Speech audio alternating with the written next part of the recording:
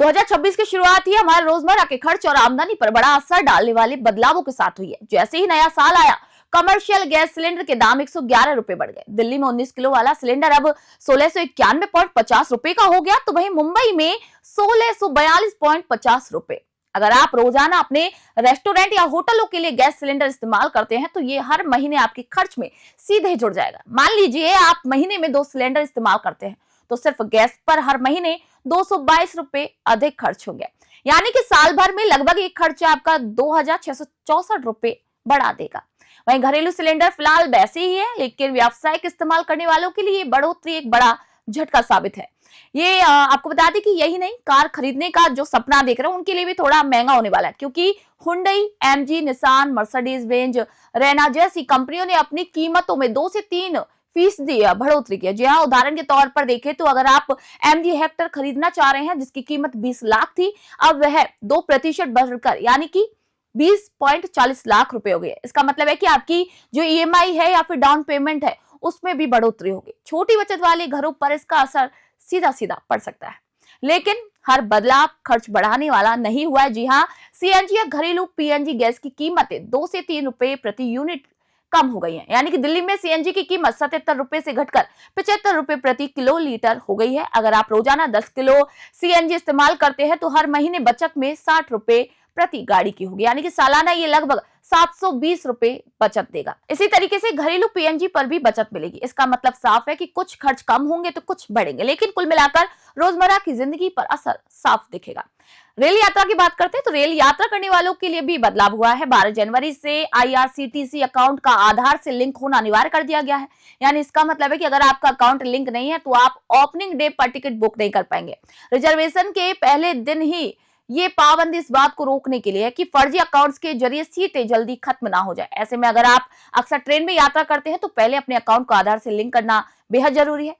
वहीं हवाई यात्रा की बात करें तो हवाई यात्रा करने वालों को भी राहत मिली है। जी हाँ, एविएशन फ्यूल के दाम लगभग 7000 रुपए प्रति किलो लीटर घट गए, यानी कि दिल्ली में ये 99,676.77 रुपए से घटकर 92,323.2 रुपए हो गया। इसका मतलब एयरलाइंस की ऑपरेशन कॉस्ट कम होगी और हवाई टिकट सस्ते हो सकते हैं। उदाहरण बता देते हैं आपको, दिल्ली मुंबई फ्लाइट की ऑपरेशनल लागत घटने से जो सामान्य यात्री हैं उनको 500 से 1000 रुपए तक की यहाँ पर बचत मिल सकती है। और सबसे बड़ा बदलाव अगर हम बात करें तो केंद्रीय कर्मचारियों के लिए हुआ है। जी हाँ, केंद्रीय कर्मचारियों के लिए जो 8वां वेतन आयोग है उन्होंने इसमें बदलाव किया है। अगर आपकी बेसिक सैलरी 35,400 रुपए है तो 7वें वेतन आयोग में कुल सैलरी करीब 65,500 रुपए होती थी। वहीं 8वें वेतन आयोग के बाद अब ये आंकड़ा 1,10,000 रुपए के पार पहुंच गया। जी हाँ, इसका सीधा मतलब ये है कि हर महीने आपकी जेब में लगभग 45,000 रुपए अधिक आएंगे। वहीं पेंशनर्स और अलाउंस पाने वालों के लिए भी एक बड़ा फायदा है। इसका मतलब यह है कि जनवरी 2026 सिर्फ नया साल नहीं बल्कि हमारी जेब और रोजमर्रा की जिंदगी पर एक असर डालने वाला महीना बन गया है। लेकिन कुछ चीजें महंगी हुई हैं, कमर्शियल गैस, कारें, कुछ नए नियम आए हैं, तो वहीं कुछ चीजों में यहाँ पर राहत दी गई है, जैसे कि सीएनजी, पीएनजी, हवाई टिकट और कर्मचारियों की सैलरी। अगर इसे हम आसान तरीके से समझें या देखें तो सैलरी बढ़ने के फायदे हैं और सिलेंडर की बढ़ती कीमत, कार के महंगे होने का खर्च और सीएनजी की बचत और हवाई टिकट की सस्ती होने वाली कीमत। अगर सबको जोड़कर देखें तो आपकी जो जेब है उस पर नेट असर समझ में आप सभी को आ जाएगा। यानी कि उदाहरण के तौर पर अगर आप एक सरकारी कर्मचारी हैं तो सिलेंडर और कार की बड़ी कीमत को आप छोड़ दें तो 8वें वेतन आयोग की सैलरी बढ़ोतरी से आपकी कुल सालाना इनकम लगभग 5 से 6 लाख रुपए बढ़ सकते हैं। वहीं आम नागरिक के लिए सीएनजी और पीएनजी की बचत सालाना 8 से 10,000 रुपए तक हो सकती है। हवाई यात्रा करने वाले यात्रियों की जो टिकट है वो सस्ती कीमत पर रहेगी, यानी कि आपको सीधा फायदा मिलेगा।